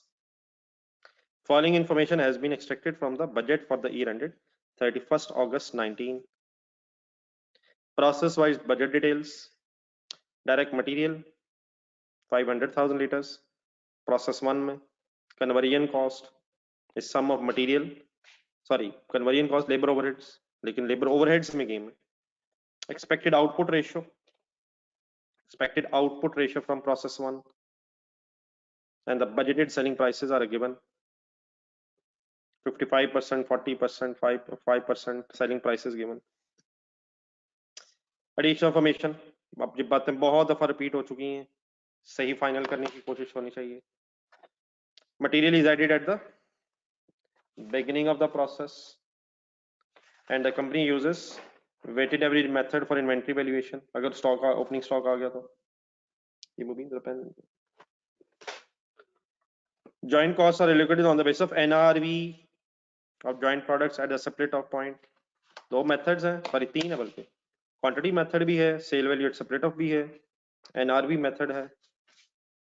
NRV method sale value method ही है unless selling expenses हो. Proceeds from sale of byproduct are treated as reduction in joint cost. इसके भी तीन methods हैं by product की recovery value के. Number एक, रेवेन्यू बना लें, अदर इनकम बना लें, लेकिन नॉर्मल क्या है, अक्सर क्या इस्तेमाल होता है, प्रोसीड्स आर डिडक्शन. ठीक है, नेट प्रोसीड्स नेट कॉस्ट बना लेंगे आप. जॉइंट को product X2 is sold after incurring packaging cost of 75 per liter. Normal production loss in process 1 is estimated at 5% of input, which occurs at the beginning of the year. Normal loss. ठीक है. Loss of each liter results into solid waste. अब इसमें काम पहले भी कर चुके थे, एक दफा फिर कोशिश करेंगे. Loss of each liter results in a solid waste of 0.7 kgs, which is sold for rupees 25 per kg. No loss occurred during process 2. Then sir उसके बाद ये जो लास्ट लाइन है, ये शायद हमारी इस स्टोरी में मेन चीज, मेन फर्क डालेगी. Budgeted conversion cost of process 1 and process 2 include fixed factory overheads amounting to rupees 7261 and 8230. अब ये बजटेड कन्वर्जन कॉस्ट में जो फिक्स्ड फैक्ट्री ओवरहेड्स हैं, इसको हम प्रोडक्ट कॉस्ट का हिस्सा नहीं बनाएंगे, बल्कि इसे पीरियड कॉस्ट बनाएंगे. अगर अब्जॉर्प्शन कॉस्टिंग है तो हमें इस पे कोई एतराज नहीं है.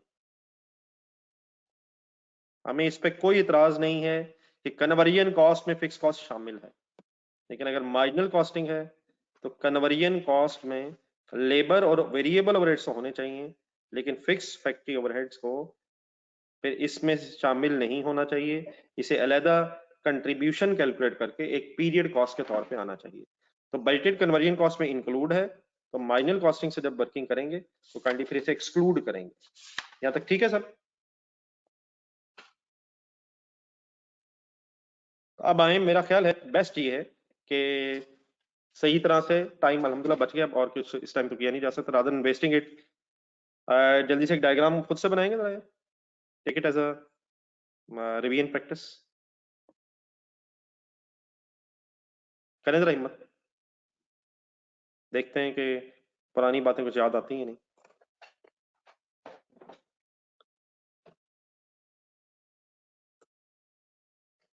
बाकी अब इंशाल्लाह इसे फिनिशिंग टचेस जरूर देंगे, लेकिन मैं मैक्सिमम फिगर्स की हद तक जो नई चीज है कम से कम वो आपके सामने जरूर सही तरह से जरा रख दूंगा.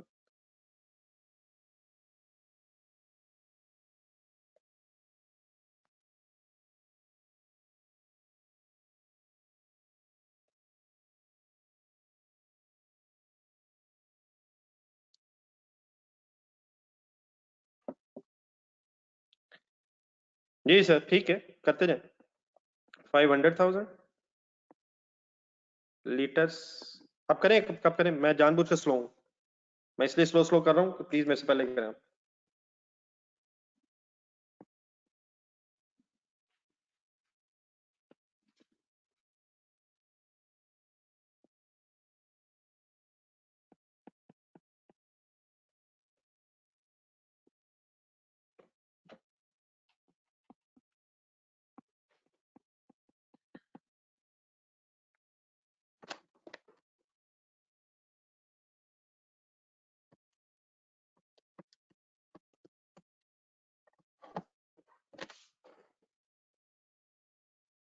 मिस्टेक पहले भी उस जमाने में हुई थी, दोबारा ना कीजिएगा। कोई X1 की मुझे क्वांटिटी बता दो ना, फिर वही मिस्टेक ना हुई हो। X1 कितना निकाला है आपने, बता दो।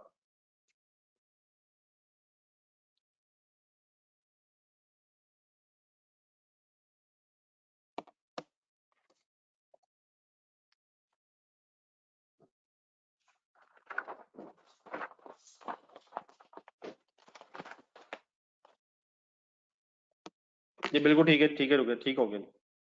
इसका मतलब वही हुआ है जी। असल में वो कहता है आउटपुट रेशो। तो 5 लाख ये आउटपुट रेशो है, 5 लाख इनपुट है, 25,000 तो नॉर्मल लॉस है। जी ठीक है, अब लोगों का मुझे अब आइडिया, एक सेकंड हाफिज साहब, मैं एक मिनट वर्किंग रख दूं फिर जिनका। तो 475 तो टोटल आउटपुट नहीं एक्सपेक्टेड ये।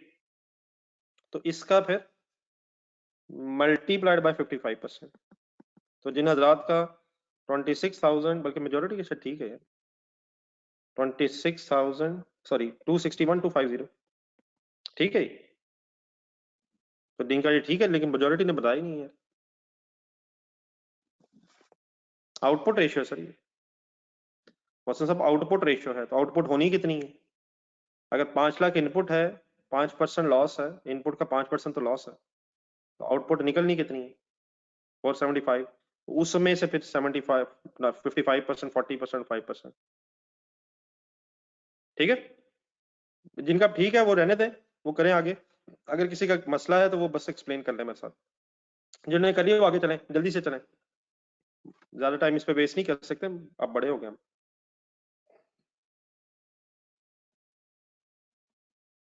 बाकी ठीक है बेटा, बाकी रहने दें, बाकी रहने दें, बाकी बेटा बताना रहने दें, चलते जाएं आगे।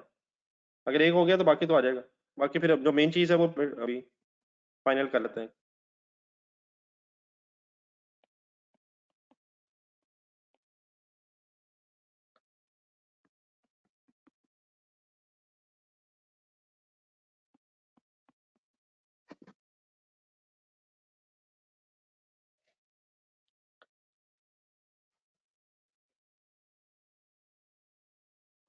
डाटा बढ़ के जरा आगे चलें अब, कहीं ढूंढने लाइनें और।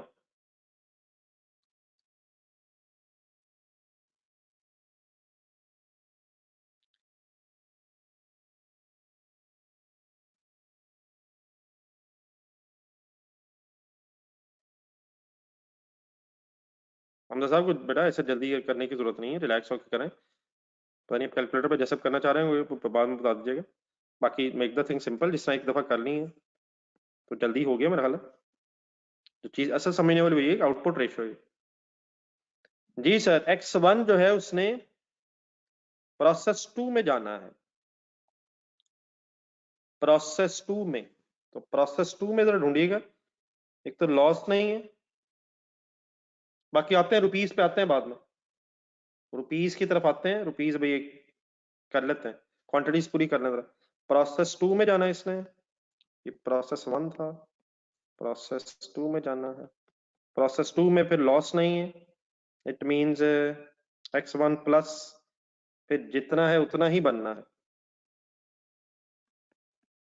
और जो X2 है उसकी पैकिंग कॉस्ट आनी है। डाटा है आपके पास? 75 पर लीटर पैकिंग कॉस्ट ऑफ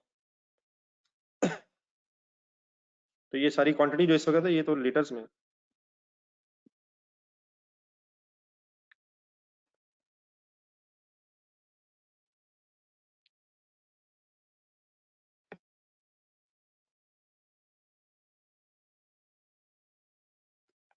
ठीक है बेटा, ये क्वांटिटी की हद तक कंप्लीट है। हाँ जी, एक दो बातें बस फाइनली सुनना जरा।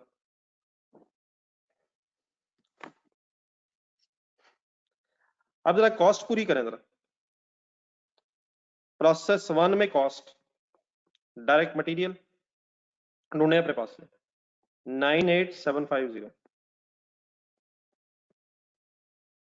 जी ठीक है, मुझे बेटा चाहे ना बताएं, लेकिन काइंडली जरा सब लोग ढूंढ लें। कन्वर्जन पे है असल गेम, जरा कन्वर्जन पे आके खत्म करें। एक कन्वर्जन कॉस्ट प्रोसेस 1 में है 72610, थाउजेंड्स में गेम कर रहे हैं, रुपीज इन थाउजेंड्स में चल रही गेम। लास्ट लाइन पढ़े क्वेश्चन की, बताएं इसमें से 7261 अगर मैं माइनस कर दूं तो कोई एतराज तो नहीं किसी का?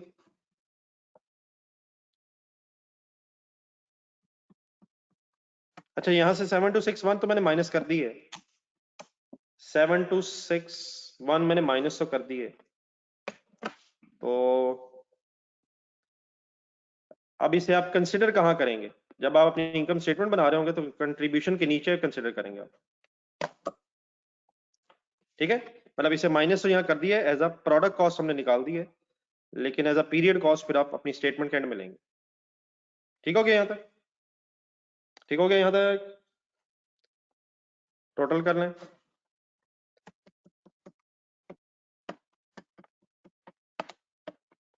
164099 हो गया, 164099। लेकिन अब दोबारा वो जो ये सारी स्टोरी है ये जहन में लाएं जरा। ये जो बाय जीद है ये बाय प्रोडक्ट है, और जो नॉर्मल लॉस है बाय प्रोडक्ट को भी कॉस्ट नहीं एलोकेट होनी, और नॉर्मल लॉस को भी कॉस्ट एलोकेट नहीं होनी। अब इनकी रिकवरी वैल्यूज जरा ढूंढें। लेस रिकवरी वैल्यू ऑफ, बाकी everything remain same, every other thing remain same please. Recovery value of normal loss, या पहले जी करना। जी की रिकवरी वैल्यू क्या है? हिम्मत हिम्मत सदी हिम्मत, 120 पर लीटर ही गिवन है, तो इसका तो वो भी मसला नहीं। तो 23750 मल्टीप्लाइड बाय 120, 2850। एक एंट्री बोल रहे हैं, प्लीज बोल रहे हैं, प्लीज बोल रहे हैं। Recovery value of normal loss, sorry recovery value of by product, cash debit, production cost credit. ठीक है, वर्किंग कर रहे हैं सर? छोड़ दी वर्किंग? सुस्त हो जाते हैं एकदम। देन उसके बाद फिर less recovery value of normal loss, recovery value of normal loss की भी एक रिकवरी वैल्यू दी हुई है, लेकिन इसमें फिर गलती का खतरा है, ये पर केजी दी हुई है और 1 लीटर से 0.7 केजीज बनने हैं। ना करें ना करें, अब ये सही बताइएगा काइंडली, ये तो कर लें हिम्मत, ये बातें शायद यहीं से शुरू हुई थी पहले। 1 लीटर से इसके लीटर हैं कितने? 12,000, 25,000, 25,000 लीटर हैं। तो loss of each litre, each 1 litre, तो डिवाइडेड बाय या multiplied by 0.75, divide by 1 litre है ये, तो मल्टीप्लाइड बाय 0.7। ठीक है, मल्टीप्लाइड बाय 0.7। ठीक है सर,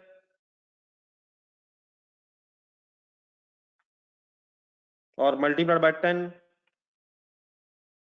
अब 10 रुपीज क्योंकि पर केजी है, पर केजी 10 रुपीज है, तो इसलिए पहले हमें केजीज बनाने, केजीज है तो केजीज का रेट होगा, लीटर्स है तो लीटर्स का रेट होगा। आई होप कि ये बात अब सुन सुन के आप आई होप के रिलैक्स कर चुके हैं, फाइनल कर चुके हैं ये बातें। तो 175 डन। 175 डन है सर। 25,000 इंटू 0.7 इंटू 10, बेटा थाउजेंड्स में लिख रहे हैं फाइनली यार, 175। तो finally what is the net joint manufacturing cost according to the marginal costing? Net joint manufacturing cost according to the marginal costing 161,074। 161,074। ठीक है। अब ये जो 161,074 है, ये बेटा फिर अब एलोकेट होगा to the product X1 and X2 respectively, लेकिन बेस्ड ऑन NRVs। ठीक है, based on NRV sale values लेंगे, टेबल बनाएंगे। क्लियर है? एक आखिरी काम मुझे करवा दें, कंफ्यूजन तो नहीं कोई? एक काम जरा प्रोसेस 2 के एंगल से करवा दें। प्रोसेस 2 में कन्वर्जन कॉस्ट है,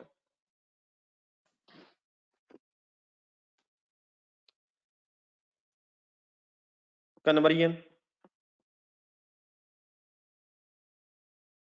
कन्वर्जन कन्वर्जन का खर्चा दिया हुआ 90,100। लेकिन बेटा अब ये प्रोसेस 2 में जो खर्चा है, ये फर्दर प्रोसेसिंग कॉस्ट है X1 की, X1 प्लस में, X1 प्लस बनाने के लिए फर्दर मैन्युफैक्चरिंग कॉस्ट है, फर्दर प्रोसेसिंग कॉस्ट है। लेकिन क्या इसमें भी फिक्स कॉस्ट है? क्या इसमें भी फिक्स कॉस्ट है? तो सिंपली क्या करेंगे, वो भी फिक्स कॉस्ट। अब प्रोडक्ट कॉस्ट, प्रोसेसिंग कॉस्ट नहीं कंसिडर होगी, वो पीरियड कॉस्ट कंसिडर होगी। तो -3820। In other words marginal costing के मुताबिक, मार्जिनल कॉस्टिंग के मुताबिक फर्दर प्रोसेसिंग कॉस्ट इज 1515280। ठीक है, further conversion cost, further processing cost. तो इट ऑब्वियसली मींस कि अगर क्वेश्चन आपने मार्जिनल से भी करना है और अब्जॉर्प्शन से भी करना है, तो मार्जिनल से तो वही वर्किंग है जो पहले की हुई है, उसको एक नजर रिवाइज कर लेना सबसे बेस्ट रहेगा। लेकिन अगर उसी क्वेश्चन को मार्जिनल से करना है तो ऑब्वियसली फिर आपकी दोबारा वर्किंग्स में चेंज आ जाएगा। बाकी बेटा अब इसके बाद इसका टेबल बनेगा ताकि ये जो जॉइंट कॉस्ट आ गई है मार्जिनल कॉस्टिंग के बेस पे एलोकेट की जा सके। और NRV मेथड है, sale value at separate point है। अच्छा है, जरा रिवीजन हो जाएगी। तो कल का दिन एक शायद ऑफ है अभी मेरा ख्याल है, उसके बाद फिर देखते हैं कि जरूरत पड़ेगी तो कल का दिन अब ऑफ का मतलब फिर डेफिनेटली ये है कि कम से कम दो चीजें मेरी तरफ से फाइनल जरूर करें। एक वो फ्रेपल वाला जो क्वेश्चन मैंने joint by sorry marginal absorption में दिया था, और एक ये जो अब पेज नंबर 191 पे आपने मेरे साथ पढ़ा, क्रिकेट केमिकल्स वाला। तो इन दो को प्लीज जरूर कल फाइनल करें। बाकी फिर मेरा ख्याल है पिछले वीक में एक प्रोसेस कॉस्ट, एक वेरिएंस एनालिसिस का तो टेस्ट हो गया है। मेरा ख्याल है कि एक दफा दोबारा मंडे को शायद मैं FA1 वालों का एक रखूंगा, तो वो काफी सारे हज़ार कॉस्ट में भी हैं। तो ट्यूसडे को फिर मेरा ख्याल एक वेरिएंस एनालिसिस का दोबारा टेस्ट रख लेते हैं। ठीक है, तो बाकी वेरिएंस तो मेरा ख्याल रिवाइज ही है। तो कल कल मेरी तरफ से ये दो होमवर्क्स हैं। बाकी डेफिनेटली जिनका अगर कोई पिछला रहता है या रिवाइज करना चाहते हैं तो वो जरूर करना। ठीक हो गया, तो इंशाल्लाह फिर मंडे को मुलाकात होगी। जज़ाकल्लाह, थैंक यू, अल्लाह हाफिज़।